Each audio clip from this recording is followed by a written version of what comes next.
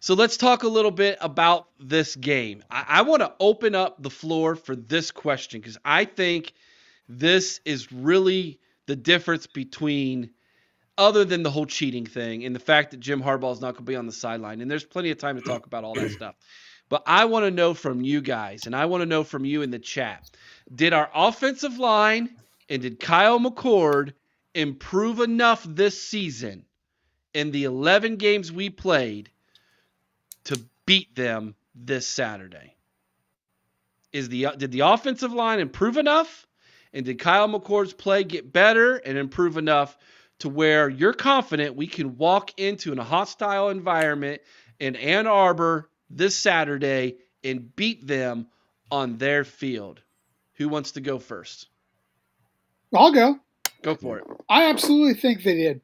Offensive line, we are run blocking very well. That's going to be a key in this game, is getting that run game going. Because they're a running team as well. That's their game. We've seen it. They run 80% of the time. So we want to keep their dangerous run game off the field. I do think that we've got the ability to do that. I think our run game is going to be solid. And Maryland showed us the blueprint, Eric. They showed us the blueprint. If we use those 10 to 15-yard intermediate routes, because Michigan's defensive backs were so worried about keeping everything in front of them, we use those 10 to 15-yard intermediate routes and let our playmakers do their thing. I think that we can control this ball game. Kyle McCord is going to be the big question mark. Can he prevent himself from overthrowing the daggone ball? Can he not throw off of his back foot every time he's under pressure? That's going to be the key. If Kyle McCord can get rid of the ball quickly, that is going to just really take a lot off the offensive line and kind of nullify that rushing game or that defensive pass rush a little bit. So I almost really put this, I'm putting it on McCord somewhat, and I do think that the line and McCord have both improved. But I think this one falls squarely on Ryan Day's shoulders and how he calls this game. Is he setting Kyle McCord up for success? Aaron, your thoughts? Did we do enough to improve offensive line and quarterback to beat them? I think that it's going to be a really tight game. My honest thoughts, I think this is going to be within a touchdown. I think we do have enough at this point. If you had asked me a month ago, the answer is no. But after the last month, I feel confident that this team can get it done, especially with an angry Ryan Day. We like to talk about that a lot. I think with that level of preparation and the way that the team is executing right now, if they continue that into this game, I am confident we can win this game. I just think that it's going to be incredibly close. We don't need angry Ryan Day. We need pissed off Ryan Day. We need to leave angry in the background. He needs to understand what's at stake here. Because I'm telling you right now, and you guys can say what you will, it's nothing less than his job at stake when he goes in to Ann Arbor this week. It's nuclear Ryan Day. That's what we're looking for. Yeah, nuclear. Yes. I need Lou Holtz to call him up this week. Yeah, Lou Holtz, can you please get on the line and piss him off? Sorry, I had to. Listen, Ryan. Earlier this season, I said your team wasn't very tough, and you went out there and you beat Notre Dame. But this is a whole different ball game, Ryan. That team's really tough. You're really tough, Ryan. I don't think you can beat them. Someone clip that and send that to Ryan Day. We want nuclear Ryan Day. Yes. Brian Oberst, stack the box and make JJ beat you, which he can't. Did it last year. We did that last year. Last year was different. And first of all, I think we learned our lesson about playing zero coverage. Did we not, Aaron? We sure did. But to be fair, the secondary was nowhere near as good. Near the level that this year's secondary tremendously better than last year. So I would feel better. I wouldn't call a zero coverage, but maybe a one coverage, Yeah. Well, as long as our one isn't falling where on you his at least have backside one, again this year. So right? Yeah, I am much more confident that's not going to happen because of Josh Proctor's play. yes. correct. Yes, 100%. Well, let's not forget Denzel is Denzel again too.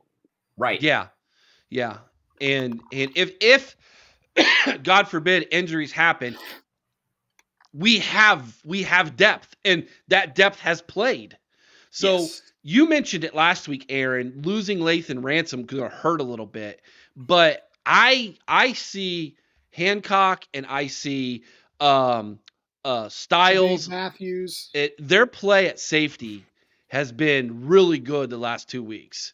And so, yes, losing Lathan Ransom hurts, but those two guys, along with Proctor coming back and our corners playing as well as they are, I'm confident that's not going to happen again. And the physicality that Igbenogsen's brought to that defensive secondary Yes. is a big difference from last year. Big time. Yeah. Here's my concern. Okay. Here's my concern. I'm hoping our linebackers don't get lost in the sauce against their running game. And that's a comment that I've heard Aaron use is when they think the running game is going to go one direction, and then the next thing you know, there's an open gap and the running back hits it.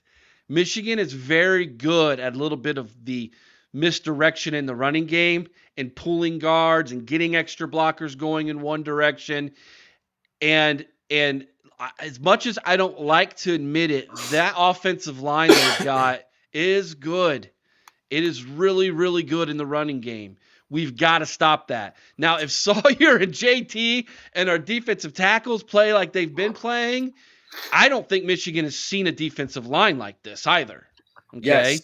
Yes. Well, and Maryland gave him some trouble on the defensive line. Of Maryland gave him a little bit of trouble last week.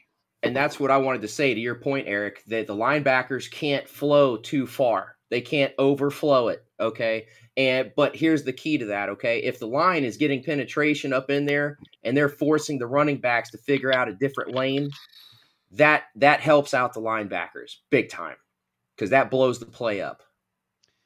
Let me respond to this one. They have to go out there and play 4 quarters.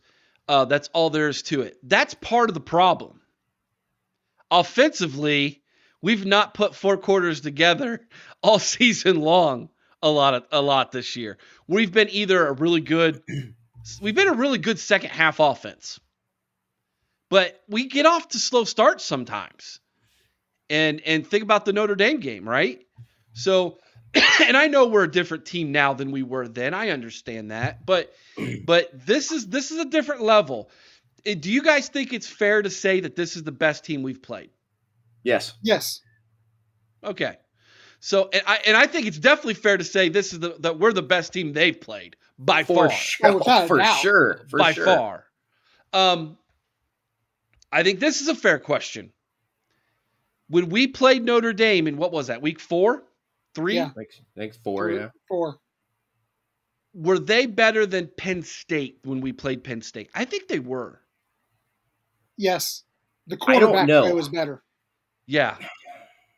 When Notre Dame they were just as good running the ball, but they fell off the wagon a little bit after they played us because they played us, Duke, Louisville back to back to back in primetime games, man. USC was right in there too, weren't they? Yeah, right. That's when 4.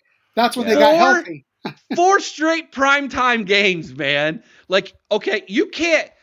I know that we give Notre Dame a lot of crap. That schedule they played this year was legit. Yeah, they had a tough schedule all year. So my point is this. I think the closest game we can compare to what we've played was that one. Number one, it was on the road in a hostile environment against a team that had a lot of momentum going.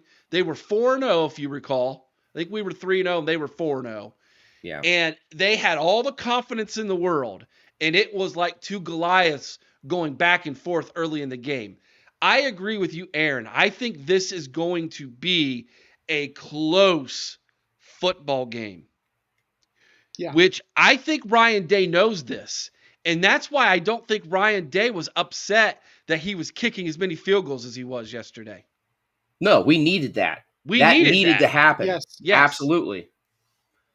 Yeah. So that was a big part, I think, of, hey, okay, we'll kick these field goals. Even though it's in his blood to go for it on fourth down, he's thinking, we need this practice. Let's kick these. Let's read some of these here. Donald Hoffer says it'll be close. TTUN has a good D line. Yes, they do. So we'll be interesting with our O-line. This is the best defensive line these guys have played, but they've been working up all season to get to this point, this offensive line. And their run blocking the last 3 weeks has been really, really good. Hey, Eric, Yes. and our defensive line isn't bad, and they've been practicing against these guys all year. So I think That's true. he says, he goes on to say, I think the real battle that will decide the game is going to be our defense fundamentally against their offense. We got to play smart and take the ball carrier to the ground. Also, don't let emotion of the game lead to unnecessary penalties. right G. there. That's G. the Scott big one. Jr. My That's the gosh. big one. Yeah. Here's an interesting one. Aaron, I'll let you respond. Have Sonny spy JJ so he can't beat you with his legs. You know, I could see that being a thing for parts of the game. I don't know that I'd do it the whole time, though, if that makes sense. Like, situationally, I like that idea, but I wouldn't do it the whole time. Okay. Nick Quint, how do you prepare a team for a big game like this and have the players block out the noise and outside talk and prepare the team to focus on what's in front of them? I know, of course, they saw this game before the season, but how do you make sure they stay focused? Well, first off, I don't think you block it out. Trying to make this game like it's any other is a mistake that John Cooper made every single year. It's just another game. No, it's not. It's not another game. Urban Meyer famously said that this game means everything. It absolutely means everything to not only you and the success of this team, but to every person in this state. You're playing for all of the state of Ohio. He made it so big that they absolutely couldn't lose this game, right? Yeah. I think Ryan Day leans into it. I really do. I think Ryan Day should lean into every bit of the cheating scandal. He should tell these guys they stole those games from you the last 2 years. They're a bunch of cheaters. The whole world, the whole country is depending on you guys to beat these scum. Like, I think he needs to lean into it, Aaron. What do you think? Yeah, I agree. You have to embrace it. You're right. You embrace this game. You don't block out the noise. You embrace the noise. There's really no other way to look at it. It's not just a game, it is the game. And that's how I'm going to leave that. Yeah. Chris, I mean, we go back and we look at the teams we had in the 90s, man. Yeah. We had at least two national title teams should have happened out of that. At least two, if not three, that were the best rosters in all of college football. And 2 of those 3 years, they lost this game, and it cost them opportunities to win national championships. It's not just another game. And treating it like that is a terrible mistake. Now, I don't think Ryan Day is going to do that. But looking back at the last 2 years, what do you think Ryan Day has gleaned from those L's that you think or you would like to have him apply to this week? You know, I just want him to come out and be aggressive. Don't sit back and wait for something to happen. Don't play scared. I think that we came out there and we got going, you know, especially last year. We got going early on, and then what happened? We started playing not to lose instead of playing to win. You don't do that. You don't play scared. And he has to come out. We talked about it, joked about it. he has to come out pissed off, and he has to get even more angry as the game goes on. I want fist pumping Ryan Day bad in Yes. this game. I would love to Like, see a clipboard thrown, a headset thrown, something. You know, all because we're winning. I want to see him get old school and grab a player by the face mask. You know, Where's that's Charlie Bowman when you need him? you know. I know it's Clemson, but still. You know, you guys talked about it a little bit with the whole cheating scandal, and everybody says, well, you know, it doesn't make that big of a difference. They were so dominant. And that's true. They were physically dominant. But, and Aaron, as a former player and coach, I'm going to pose this to you.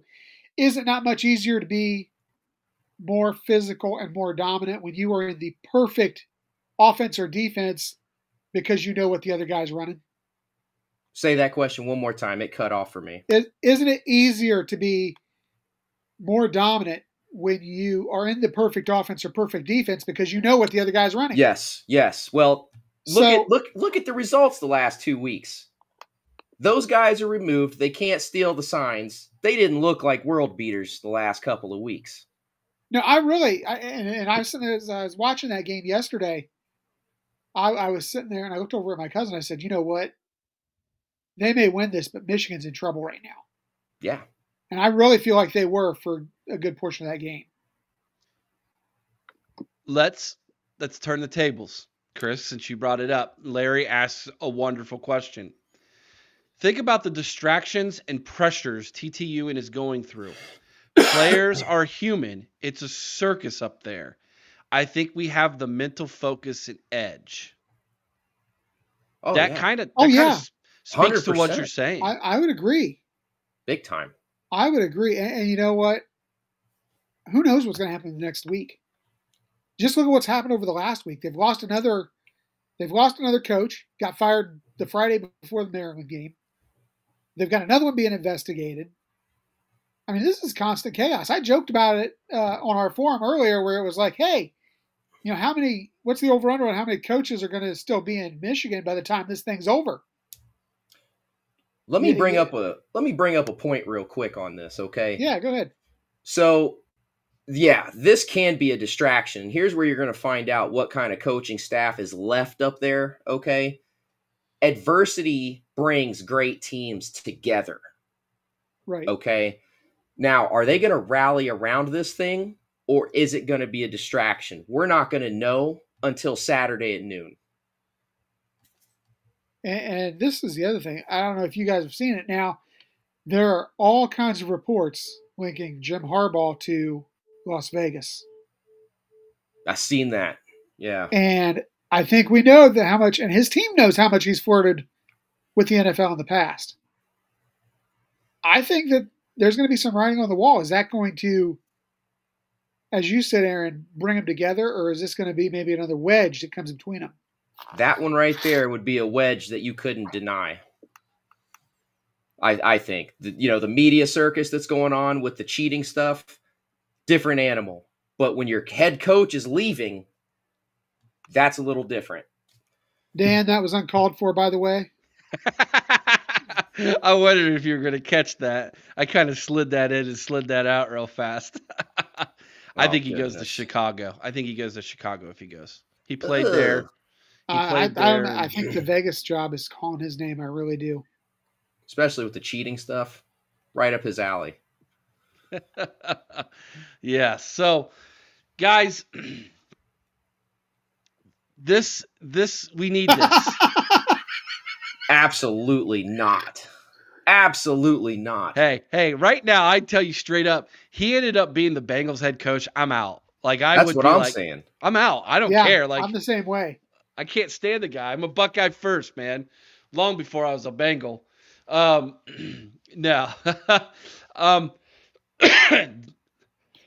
True, Aaron, but how do you rally up knowing your coaching staff cheated to get you to where you are? Because here's the thing, Larry.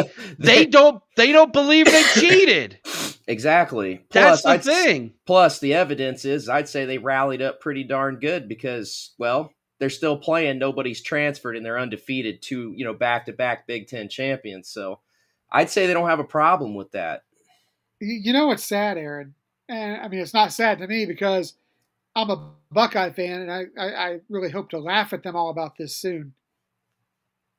With everything that's coming out, with all the turmoil with that program, I really feel like there is a legitimate chance that we're talking about a lot of vacated victories when this is all said and done. Yeah, the joke was that they'll get the opportunity to win 1,000 games twice Yes. because it's going to be vacated. Let me ask this in a final question, the toughest question, guys. If Ryan Day can't win this game with Jim Harbaugh not on the sideline for them, having lost 3 in a row, does this hurt worse than the last 2 years if we don't win this game? Yes or no? And why? Yes. Yes, and the reason is I don't know after the 90s if my heart can take 3 straight losses again. Here's the thing for me. I think he's still talking. Is he still talking? And secondly, it's going to destroy. I like that one. Stop it. But I think that it really hurts Ryan Day, and it's just going to continue to perpetuate the whole John Cooper thing, you know. But yeah, 3 losses is pretty damning if we're being straight up about it. So, and I don't know, again, personally, if my heart can take it. I think that the Michigan fans, Aaron, will celebrate this one if they were to win more than the first 2. Absolutely. Because they think in their minds, they believe this is all because of as they call him, Crying Day. They literally believe he is the reason this all started. And as crazy as that sounds, and they are going to want to rub our nose in it so bad. You thought the last 2 years were bad? They are going to absolutely rub our nose in it, which is why we absolutely cannot lose this game. I'll put it right down right now, Chris. I'll join you in the Ryan Day needs to go if we don't win this football game. Well, if he can't beat Michigan, if he can't beat their them, head coach, yes, that's just, you can't do that. This has to happen. Here's the thing: you're looking at 2 teams that have to have this win. One, Ryan Day has to have this win. I truly believe to keep his job. I really do. I think if Ryan Day loses this one, you're looking at new head coaches at both these programs at the end of this year because I think they both walk their way to the NFL. Secondly, I don't know if Ryan will. Oh, he will. I don't think so, man. I don't think he could take another loss to Michigan. I don't think he'd want what comes with that. There's a lot that's going to come with that if he loses 3 in a row to that team up north, especially without their head coach. Michigan wants this one more than anything because they want to prove that their cheating wasn't really cheating. It didn't really matter. Exactly. That's what they're playing for right here. Yeah. And if Ryan Day goes in there and beats them when it's a fair game, then I think you see that exodus that Aaron was talking about earlier when they realize, hey, our legacy is blown here. What we are experiencing as a fan base going into this game, we're at a crossroads, Eric. I mean, well, this is what the fan bases felt like back during the 10-year war. Yeah. This level of everything's riding on these games. Yes. Like you know, during the 90s they dominated. During the 2000s up until the last couple of years we dominated. And now we have this 10-year war feeling of anybody can win this game. And whoever wins it is going to not only probably win the Big Ten, but go on and might even be the favorite in the CFP. Where the other one loses everything. Especially if Florida State can win out. As we talked about, or if all of a sudden Bama beats Georgia, they're both going to get in, you know? This will be, if you're going to get in, you got to win this game. The only way both these teams get in is if Florida State loses to Louisville and Oregon beats Washington beats Oregon, so you would have, and Georgia beats Bama, so you would have Washington and you would have Georgia both undefeated. Okay, you'd have Florida, you'd have the ACC knocked out, Bama's knocked out, Texas is knocked out. We need them to lose again too, and then you would have the Big Ten champion and then the one who lost that game. That's the only way you're going to get 2 Big Ten teams in, and so we need to win this football game. We need to win this football game. And this is what the old timers told you the 10-year war felt like. We need Ryan Day to be like Woody Hayes in this situation and be a butt kicker and be like, guys, we are not going to lose this game. Draw on those years he had with Urban Meyer and let them know it all rides on this. I love that quote. Do not let that team beat you. That was Urban Meyer's words. Remember that? You ever heard that? Don't let these guys beat you. That's what we need. They need to believe that. We need to keep Urban on standby in case things aren't going so well, so he can go in and kick him in the crotch at halftime to make sure that they get back into the game. He'll be there. He'll be there. Everybody's going to be there. What is our backup kicker's name? I don't know. Well, if Urban can kick him in the leg to get everybody amped up. I was going to say sacrificial lamb. That's a sacrifice I'm willing to make.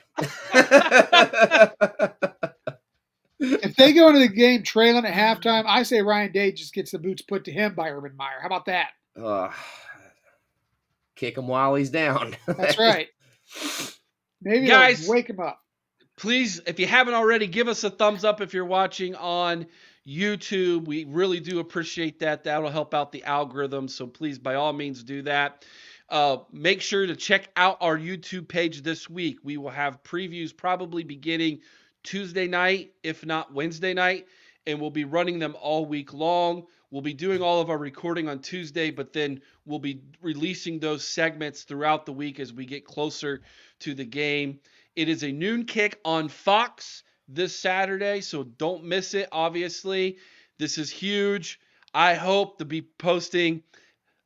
Guys, what do you think? If we win, should we go live afterwards? Something like that? Absolutely. Okay. We might come on here and gloat and talk about the game. So check that out. If we lose, I probably will not be talking to anybody for at least 24 hours. So that'll be difficult, hard to swallow. But this is what it's all about, guys. Enjoy this week, man. We get this once a year.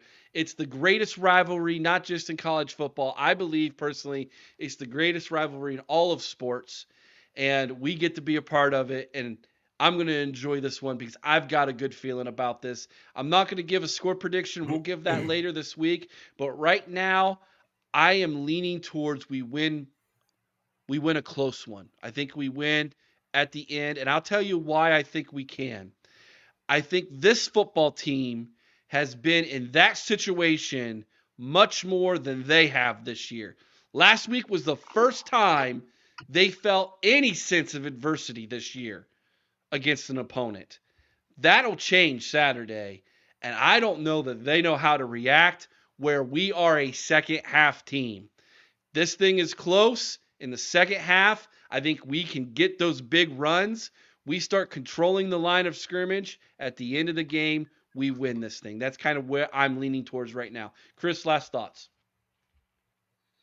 For me, man, I'm just pumped. I am pumped right now.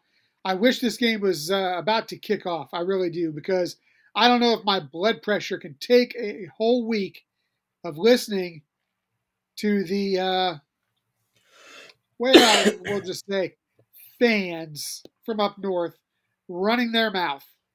Right? Because let me tell you, they are the most arrogant yet ignorant fans in all of college football. So it's going to be a week.